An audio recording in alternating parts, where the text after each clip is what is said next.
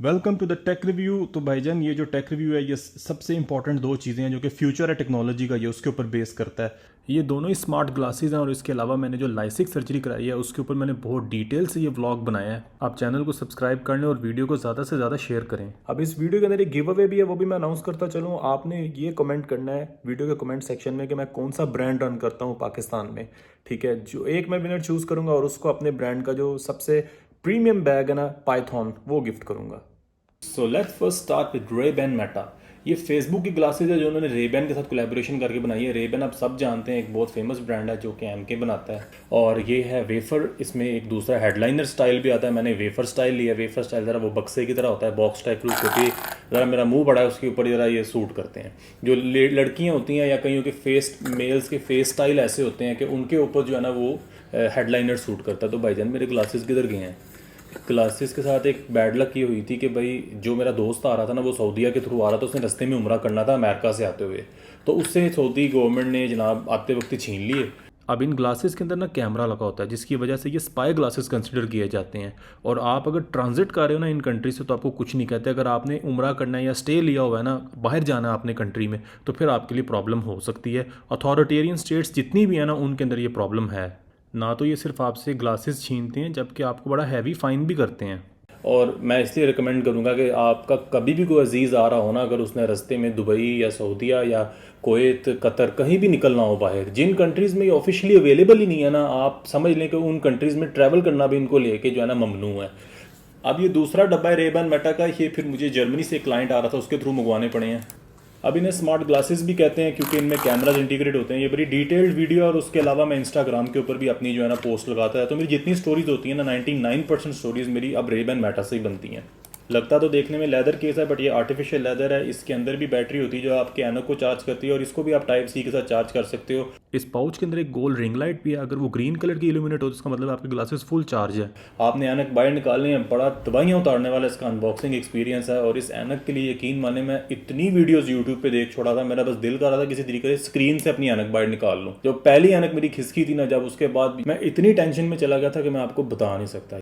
सामने आपको दो कैमरे नज़र आ रहे होंगे साइड्स के ऊपर, जबकि इनमें से एक कैमरा और एक एलईडी लाइट है।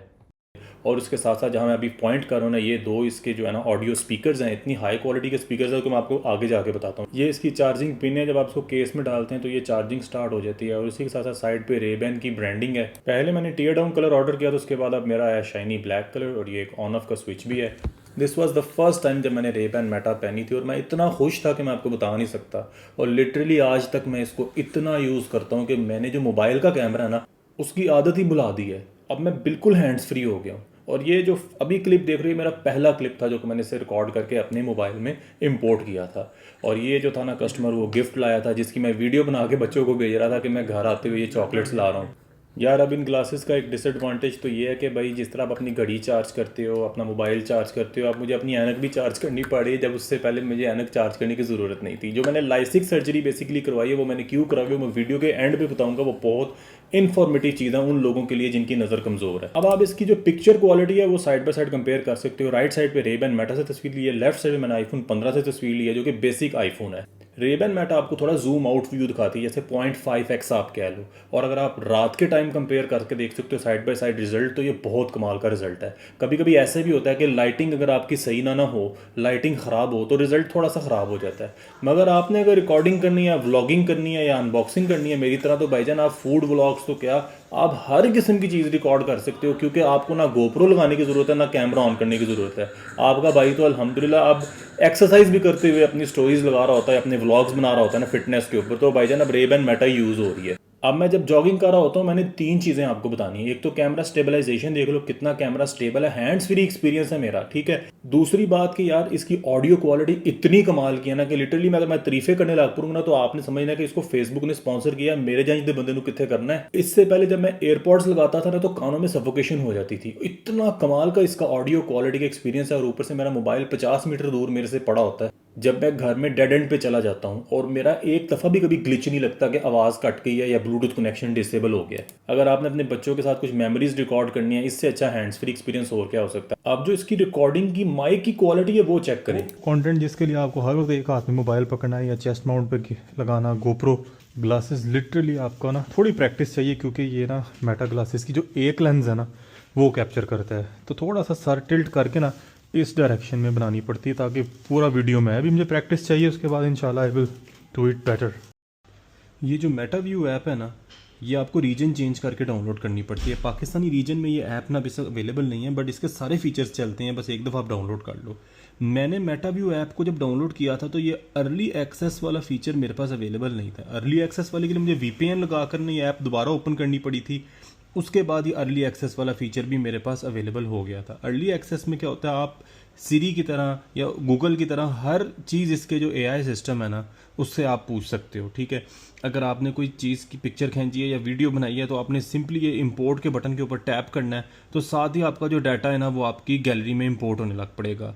इसके अंदर आप जो चीज़ें पूछते हो मेटा से उसकी एक हिस्ट्री भी बन जाती है। रेबैन मेटा में जो सबसे मज़े की चीज़ है ना वो ये होती है कि अगर आपने किसी को पिक्चर व्हाट्सएप करनी है ना तो ये आपकी उसको पिक्चर व्हाट्सएप करती है, वीडियो नहीं भी व्हाट्सएप करती, वीडियो क्लिप बना के नहीं व्हाट्सएप करती, ठीक है। उसके अलावा अगर आप ट्रैवल कर रहे हो और आपको किसी वर्ड की समझ नहीं आ रही, या आपने उसकी लैंग्वेज में कोई वर्ड ट्रांसलेट करना है, आपको वो स्पेसिफिक इंग्लिश वर्ड ट्रांसलेट भी कर देगी और उसका भी वर्ड आपको इंग्लिश में ट्रांसलेट करके बता देगी अगर आपको उसकी लैंग्वेज में सही बोलना आता है वो वर्ड। उसके अलावा लाइव स्ट्रीमिंग मैं करता हूँ, जब घर वालों के साथ कभी घर वालों ने शॉपिंग करनी होती है ना तो मैं अपनी ग्लासेस से लाइव स्ट्रीमिंग कर लेता हूँ। एक स्पेशल पेज बनाया हुआ है इंस्टाग्राम पे मैं उससे, तो वो बताते हैं ये चीज़ खरीद लो, ये चीज़ रहने दो। मेरे कैमराज वो व्यू दिखा रहे होते हैं उनको जो मैं जिस मॉल में गया होता हूँ। उसके अलावा इसके अंदर मैं व्लॉगिंग, अनबॉक्सिंग, सारी वीडियोस, मैं कॉफ़ी वाला जो व्लॉग आएगा वो सारा मैंने ग्लासेस से ही अपने बनाया है, ठीक है।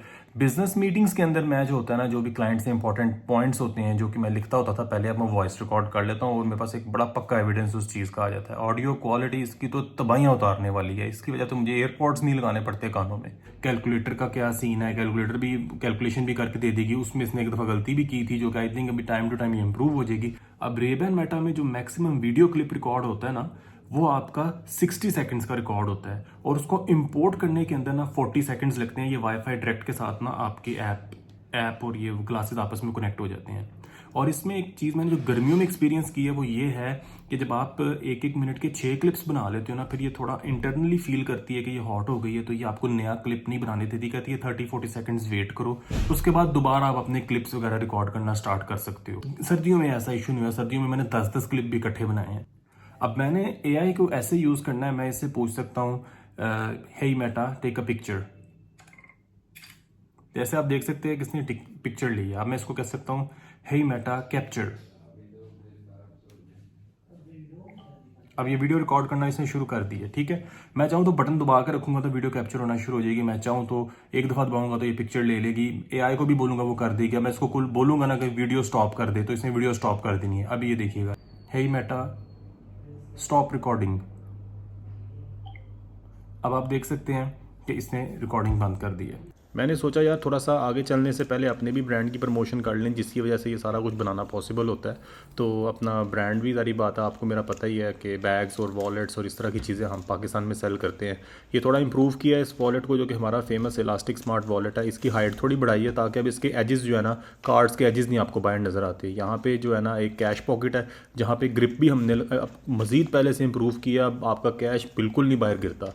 नीचे जो है ना कीज़ लगाने की एक जगह है जहाँ पे अपनी गाड़ी की चाबियाँ भी आप लगा सकते हैं। ये बड़ा एक मुनासिब सी प्राइस में जो है ना एक बड़ा कमाल का प्रोडक्ट है, तो ये हमारी वेबसाइट पे ज़रूर इसको चेक करिएगा। ये है एक्सरियल कंपनी के AR ग्लासेस। ये भी स्मार्ट ग्लासेस हैं और इन ग्लासेस के अंदर एक मॉनिटर होता है। लिटरली ऐसे लग रहा होता है आपने कोई ऐसे सन ग्लासेस लगाए हैं जिसके अंदर आप जो है ना अपना पूरा मोबाइल का व्यू ले रहे हो या अपने लैपटॉप की स्क्रीन का व्यू ले रहे हो। इसको आप कभी भी एप्पल विजन प्रो के साथ ना मिक्स ना करिएगा, क्योंकि एप्पल विजन प्रो एक डिफरेंट टेक्नोलॉजी है।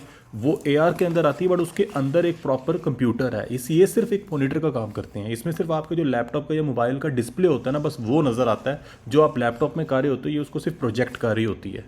ये है एक्सरियल का Air 2 Pro। इसके बाद Air 2 Ultra भी आ गया है। ये कुछ नोज़ पिन्स हैं जो कि आप एडजस्ट कर सकते हो अपने साइज़ के हिसाब से। उसके अलावा इसके अंदर जो है ना ये आपको कुछ ग्लासेस मिलते हैं। वैसे ये कंपनी आपको ज़ीरो साइज़ के ग्लासेस बेचती है, अगर आप इनसे ग्लासेस डलवाओ ना तो वो बहुत एक्सपेंसिव होते हैं।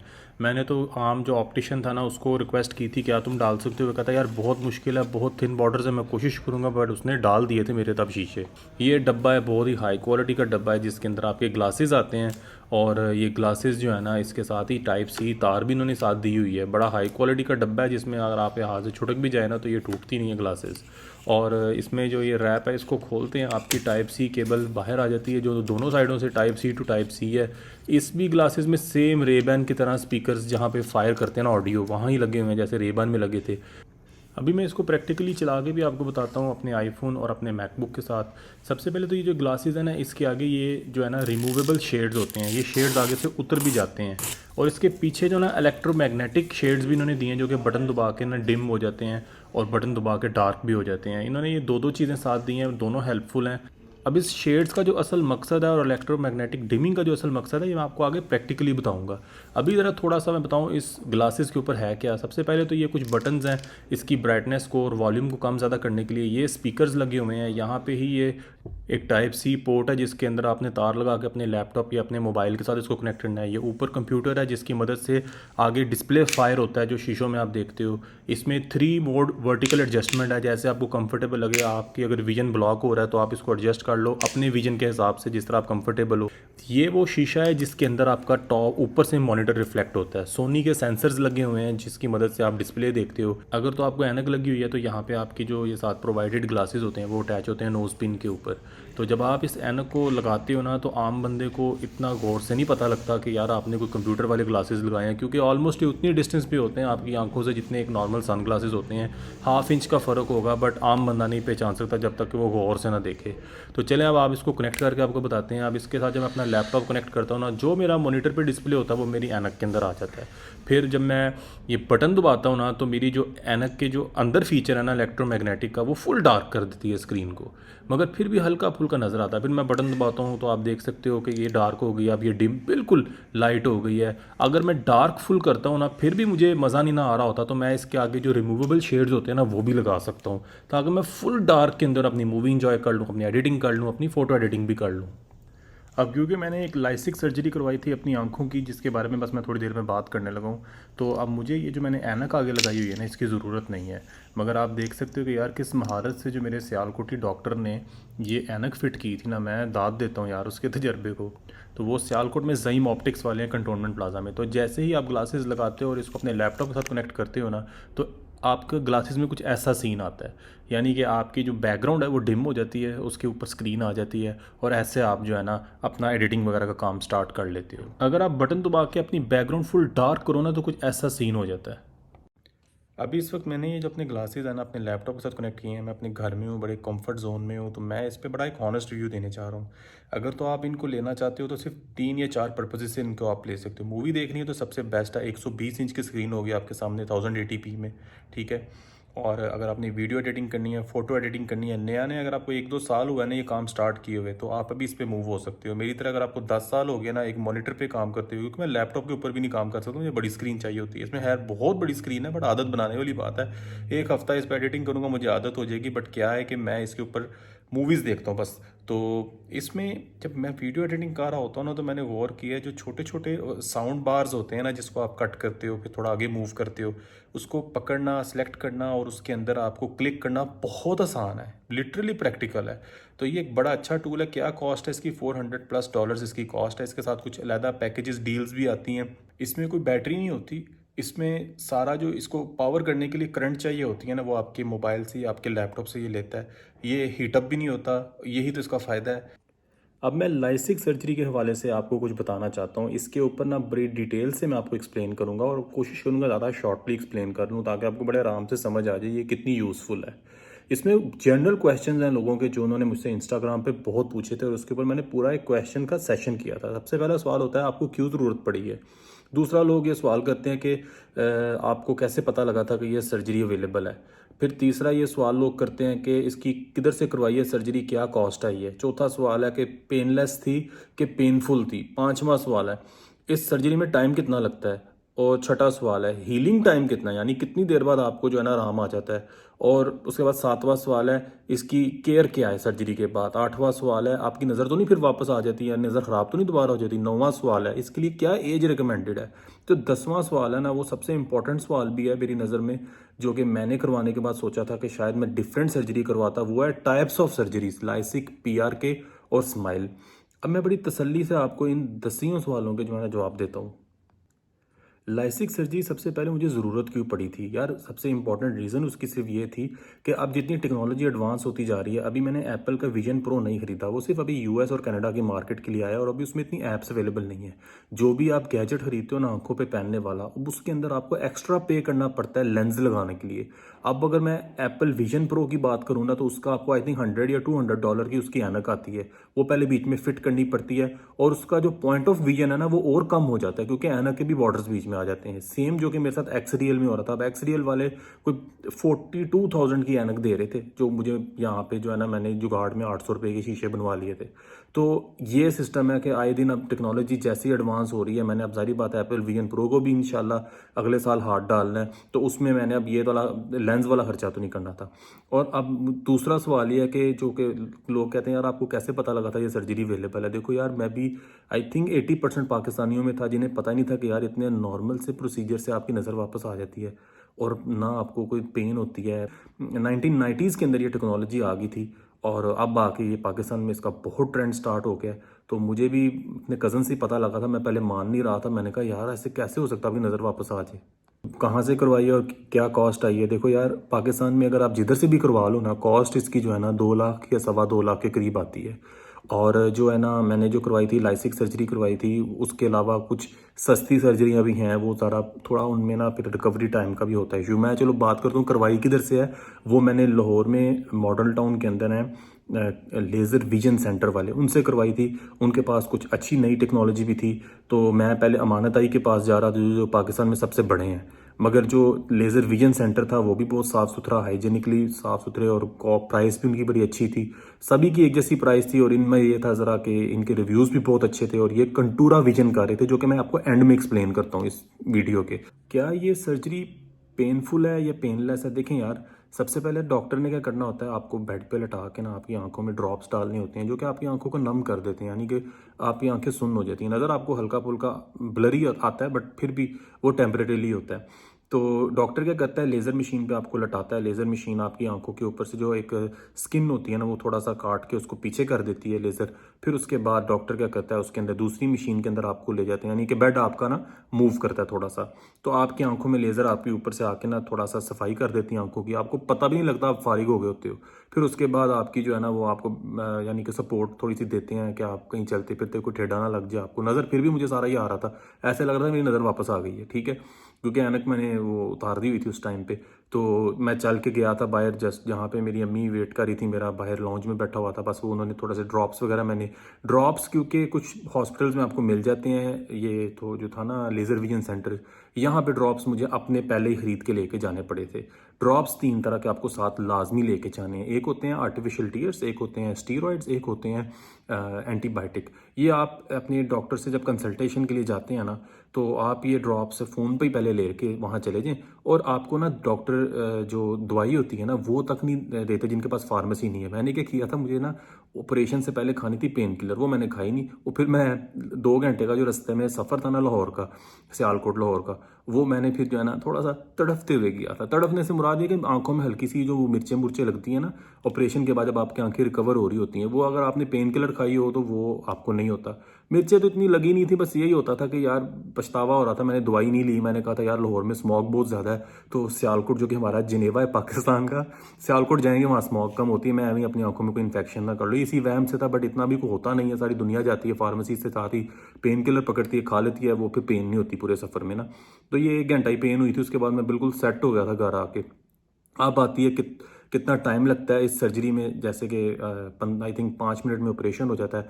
डॉक्टर आंखों को चेक कर रहा होता है, ये सारा प्रोसीजर आपका 2 घंटे का होता है सारा। उसके बाद हीलिंग टाइम क्या है यार सर्जरी का? हीलिंग टाइम यही होता है कि आप 3 महीने में मुकम्मल रिकवर हो जाते हो। नज़र तो आपकी उसी वक्त ही वापस आ जाती है जब आपका ऑपरेशन होता है आंख का, उसी वक्त जैसे बेड से आप उठते हो आपको नज़र आने लग पड़ता है, मगर बहुत ब्लरी होता है उस टाइम पे ना, हल्का फुल्का आपका नज़र वापस आती है तब। मगर आपको रीडिंग आप दूर से भी कर लेते हो हल्की फुल्की ना। तो जैसे ही जब आप अगले दिन उठते हो तो आपकी नज़र आपकी वापस आ जाती है, ठीक है। नज़र क्लियर भी होना होता है, वो उसके लिए शायद 1-2 हफ्ते का टाइम लगता है, आपकी नज़र ज़्यादा फिर 0-0 पे आ जाती है। अब क्या होता है कि इसमें ना हीलिंग के लिए आपको वो 3 जो ड्रॉप्स देते हैं, सबसे पहले तो आपको ना 15 दिन जो है ना 3 ड्रॉप्स डालने पड़ते हैं आंखों में, हर 2-2 घंटे बाद, जो वो होते हैं आपको डॉक्टर पूरा प्रोसीजर दे देता है कि आप उससे पूछ भी सकते हो प्रिस्क्रिप्शन यूज़ कैसे करनी है ये वाली। तो उसमें क्या होता है कि आपको एंटीबायोटिक और जो स्टीरॉयड और जो आर्टिफिशियल टीयर्स होते हैं ना, ये आपको 2 घंटे बाद डालने पड़ते हैं अपनी आँख में। अब मुझे 2.5 महीने हो गए ये करवाए हुए, जो लाइसिक है, बस मैं जो आर्टिफिशियल टीयर्स हैं अब सिर्फ वही यूज़ कर रहा हूँ।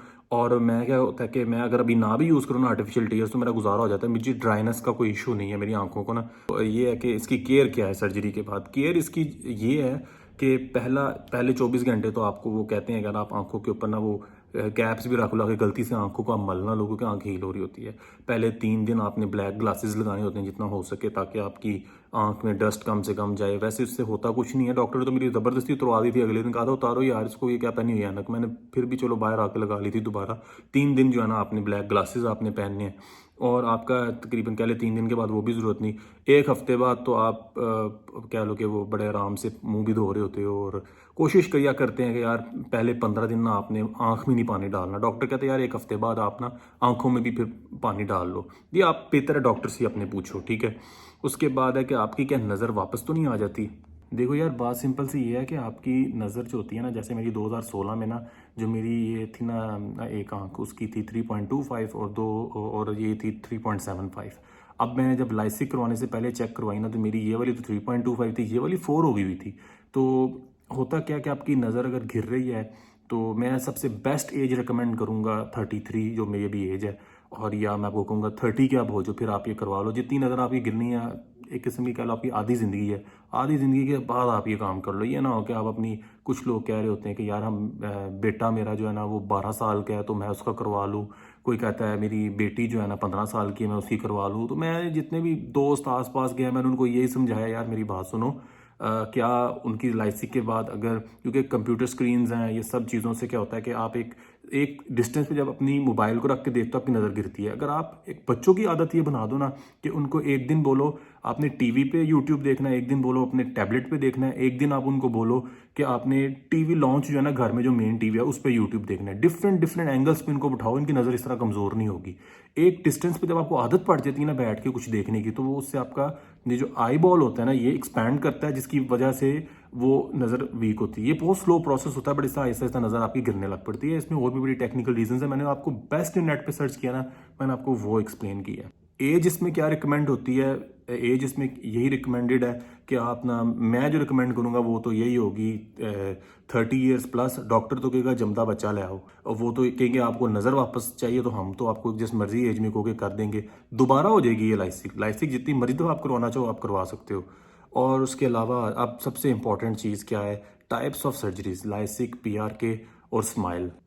अब मैंने जो था ना लाइसिक सर्जरी करवाई थी। लाइसिक में क्या होता है कि एक C टाइप कट लगता है आपकी पिगमेंट के ऊपर, जहाँ पे ये डेला होता है आपका काला, उसके ऊपर C टाइप कट लगता है। वो पर्दा पीछे को करता है, डॉक्टर अंदर सर्जरी कर देता है। स्माइल में क्या होता है, C टाइप कट नहीं लगता, कॉमा की तरह ना छोटा सा कट लगाते हैं। लेज़र आपकी जो ऊपर वाली जिल्द होती है ना उसके ऊपर से ही सारी सफाई कर देती है। डॉक्टर एक ट्वीज़र पकड़ के ना वो अंदर से आपका जो होता है ना, वो जो ब्लरनेस आई होती है, सफाई की होती है, वो बाहर निकाल देता है।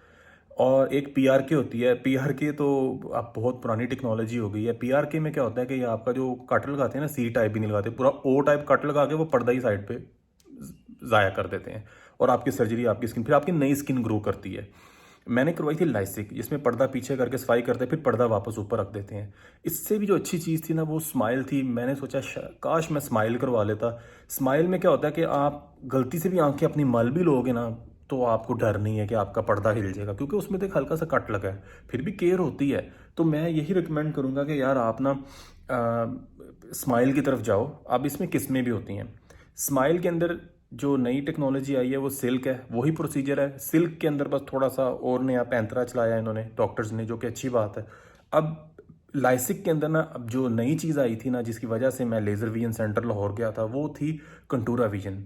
कंटूरा विजन में क्या होता है कि आपकी जो, जहाँ से आप देखते हो ना, जो आपका ये ब्लैक पिगमेंट है, इसके अंदर भी एक डॉट होता है, नज़र आपको वहाँ से जा रही होती है, आपकी विजन उधर से आ रहा होता है। तो डॉक्टर्स पहले उस पर करते थे, लेज़र करते थे। अब कंटूरा विजन में क्या होता है ना, आपके पूरे ब्लैक हिस्से के ऊपर भी लेज़र होती है। क्योंकि ये जो पूरा ब्लैक हिस्सा है ना, इसके अंदर से भी लाइट गुजरती है। तो ये डॉक्टर्स ने डिस्कवर किया था आई थिंक को 5-6 साल पहले। तो ये जाके ये कंटूरा विजन टेक्नोलॉजी ईजाद हुई थी जो लेज़र विजन सेंटर कर रहा है लाहौर में। इससे क्या होता है कि जो मैंने अब एक आंख का लाइसिक करवाता, दूसरे का कंटूरा विजन कराता, तो सही डिफरेंस तब बताता। मैं इतना तो नहीं पागल कि मैं अपने पे ये तजर्बा करता। तो मुझे ऐसे महसूस हुआ जैसे उन्होंने नेट पर रिसर्च की थी, आपको ज़्यादा अल्ट्रा HD नज़र आता है, आम बंदे से भी अच्छा आपका विजन हो जाता है। स्माइल मिले तो स्माइल करवा लो, लाइसिक पे कंफर्टेबल हो तो लाइसिक करवा लो। अगर आपको स्माइल में सिल्क मिले ना, जो कि अभी शायद एक पाकिस्तान में नहीं है ये टेक्नोलॉजी, स्माइल में आप सिल्क की तरफ चले जाओ तो सोने पे सुहागा है। अब PRK क्या है यार, PRK जिसमें पूरा पर्दा उठा के साइड पर रख देते हैं, वो थोड़ा वो भी यूरोप में भी की जाती है, अमेरिका में भी वो की जाती है। होता क्या है कि ये जो PRK है ना, ये तो इसमें जो रिकवरी के टाइम ना बड़ी दर्द बर्दाश्त करनी पड़ती है। इवन पेन किलर्स के बावजूद आपको दर्द होती है PRK में। तो मैं यही रिकमेंड करूँगा आप PRK मत करवाओ। अगर PRK उनकी होती है जो कुछ पेशेंट्स होते हैं जिनको डॉक्टर कहता है कि आपकी लाइसिक हो ही नहीं सकती, आपको PRK की तरफ जाना पड़ना है। आपकी आंख की शेप ऐसे ही, क्योंकि आंख के टेस्ट होते हैं ये सर्जरी करवाने से पहले ना, आपकी आंख के डिफरेंट टेस्ट होते हैं। अगर आप क्वालिफाई नहीं करते लाइसिक के लिए, फिर आपको PRK की तरफ जाना पड़ता है। तो ये थे सारे लाइसिक के रिलेटेड क्वेश्चंस। मैं फिर भी आपको यही रिकमेंड करूँगा आप अपने एक डॉक्टर से कंसल्ट करें जिसके साथ आप जाके ये लाइसिक को डिस्कस करेंगे। क्योंकि लाइसिक के अंदर जो ये C टाइप कट लगाते हैं ना, ये परमानेंटली हील नहीं होता, ये ऐसे ही रहता है। आपको बड़े मजबूती के साथ ना ये अपने आप अपनी जगह बना लेता है। मगर अगर दोबारा आपको लाइसिक करवाना पड़े ना, तो इसी कट को वो पीछे करके नई सर्जरी करते हैं, नया कट नहीं वो लगाते, क्योंकि ये कट हील नहीं होता। इसमें वो वाले सेल्स नहीं है जो हमारी बॉडी में जो ज़ख्म हील करते हैं ना, इसमें वो वाले सेल्स नहीं है कि जो इसको हील करें। ये एक पर्दा ऊपर का ऊपर रहता है। इसलिए मैंने लाइसिक के बाद सोचा था यार काश मैं स्माइल की तरफ चला जाता, मैं ज़्यादा मेंटली कंफर्टेबल हो जाता इस चीज़ को लेके। और फिर भी आप अपने डॉक्टर से ज़्यादा अच्छा जो है ना, अपने डॉक्टर से आप ये जिस चीज़ का मशवरा करें। और ये था मेरा टेक रिव्यू जिसमें मैंने आपको दोनों मज़े के ग्लासेस दिखाए हैं। इंशाल्लाह एप्पल विजन प्रो भी लेने का मेरा एक ख्वाब है, इंशाल्लाह मैं वो भी लूँगा जल्दी। जैसे उसमें ज़्यादा से ज़्यादा टेक्नोलॉजी इंप्रूव होगी, इसमें ऐप्स भी काफ़ी ज़्यादा आने वाली हैं। और एक मज़े की चीज़ और भी बताता चलूँ कि आगे भी जो टेक रिव्यू आना है 10 to 15 डेज़ के गैप के ऊपर मैंने वो क्यू कर दिया हुआ है, वो भी इंशाल्लाह आपको मिल जाएगा। क्योंकि उसके अंदर भी मैंने अपनी बड़े नए ऐप मैकबुक प्रो भी लिया हुआ है। उसके अलावा और भी बड़े जो है ना ये एक्सटर्नल हार्ड ड्राइव्स कुछ लिए हैं बड़ी कमाल की। आपको पता है मैंने अपने पेज पे कितनी चीज़ें लगा के बेची हैं, वो बेसिकली बेच इसलिए रहा था मैं अब नई चीज़ों पे अपग्रेड कर रहा हूँ। तो मैं सोच रहा था कि अभी जिन लोगों की ज़रूरत पूरी होती है मैं उनके आगे वो सेल कर दूंगा। और आप मेरे इंस्टाग्राम पे मुझे फॉलो कर सकते हैं, वहाँ पे जो भी चीज़ें मैंने लेनी होती हैं या बेचनी होती हैं मैं उसको शेयर करता रहता हूँ अपने फॉलोअर्स के साथ। अपने दोस्तों के साथ भी इस वीडियो को शेयर करिएगा, चैनल को भी सब्सक्राइब करिएगा। और जो है ना इंशाल्लाह आपसे मुलाकात होती है नेक्स्ट टेक रिव्यू में। Thank you so much.